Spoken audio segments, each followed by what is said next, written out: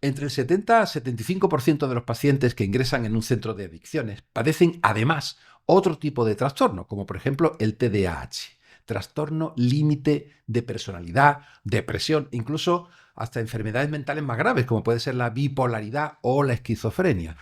Realmente lo que se llama patología dual, ¿no? Un trastorno adictivo más un trastorno mental. Y esta situación hace imprescindible la colaboración de psiquiatras en el proceso de desintoxicación y de rehabilitación de las adicciones. Aquí está con nosotros Ana Bravo, que es psiquiatra en los centros de ingreso de Guadalsalud en Sevilla. ¿Qué tal, Ana? ¿Cómo Muy estás? buenas, encantada de estar aquí con vosotros. Igualmente. Cuando una persona tiene una adicción y además tiene un problema de salud mental, como este del TDAH, trastorno límite de la personalidad o depresión, ¿por qué el tratamiento suele ser más complejo que cuando simplemente hay una adicción?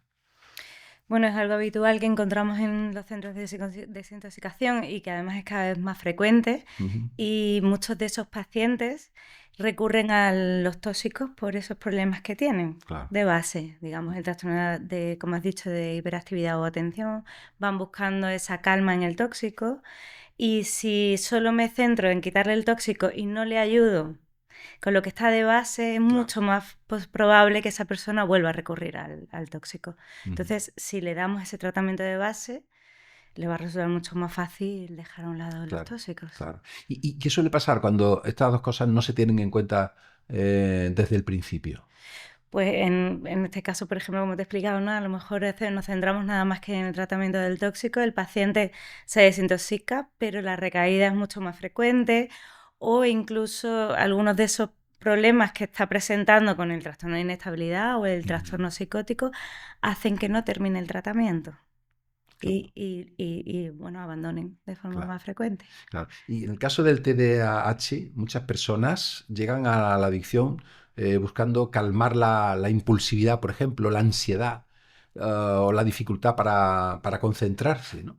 Entonces, desde tu experiencia, Ana, ¿qué retos plantea tratar una adicción cuando el TDAH está, digamos, detrás o convive con el consumo?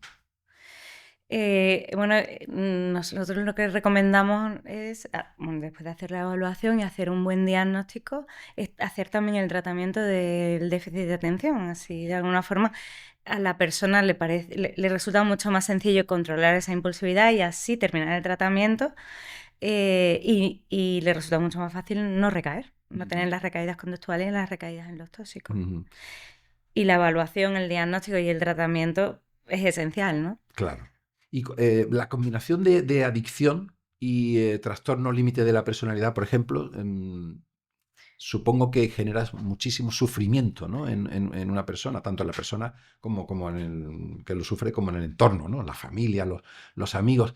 ¿Qué sería lo más importante, según tu opinión, a la hora de acompañar a estos pacientes sin que abandonen el tratamiento o que puedan sentirse, digamos, incomprendidos? Bueno, a mí me resulta muy importante hacerles conscientes de cuál es el círculo vicioso donde se quedan esos pacientes, ¿no? Ajá. Porque por problemas en la regulación de esas emociones tienden a buscar el tóxico y el tóxico lo que le hace es ser aún más vulnerable a esas emociones y bueno, pues empeorar ese problema y hacerle conscientes de este círculo vicioso y acompañarlos suele ser muy útil.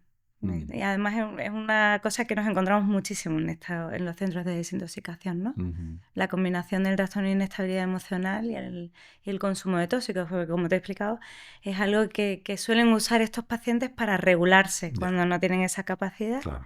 y que a la vez, bueno, pues cierra el círculo vicioso y empeora. Mm. Y cuando una persona es, digamos, adicta a medicamentos para el sueño, la depresión, el dolor crónico, imagino que será muy difícil desintoxicarla, ¿no? Porque no se puede ampliar la medicación para ello, ¿no? ¿Eso cómo se hace? ¿Cómo se desintoxica a alguien que está, bueno, A, pues a- enganchado a los medicamentos? a los ansiolíticos e hipnóticos, por Por ejemplo, ejemplo, ¿no? Eso es algo que vemos por ejemplo. muy comúnmente Y es muy técnico, digamos, ese trabajo. Hay que hacer una buena exploración, ver qué medicamentos están implicados y hacer bueno, pues es eficaz. El tratamiento claro, no es fácil de hacer Sí, porque hay que hacerlo bien. claro. Y hay que hacer uso de medicación, ajustarlo a un tratamiento de base y luego hacer el decalaje muy poco a poco para que el paciente no sufra. Y disponemos también de medicaciones que nos ayudan a paliar esa abstinencia y que el paciente lo haga más fácil. Para mí uno de los momentos más bonitos es cuando alguien de verdad se da cuenta de que es capaz de vivir sin la medicación, ¿no? Menuda Que son cosa. las drogas legales, que también están, bueno, que hay mucha población también dependiente de las drogas legales. Y lo mismo ocurre hay otros, supongo que también los opioides es un fármaco también muy usado Sí. y al que las pacientes se hacen pues más dependientes. Y bueno, pues como todos los opiáceos tiene su abstinencia, su tratamiento específico que podemos manejar bien en un centro de desintoxicación. Muy bien. Pues Sin muchas problema. gracias, Ana Bravo, psiquiatra en los centros de ingreso de Guadalsalud en Sevilla. Gracias. Pues muchas gracias a vosotros.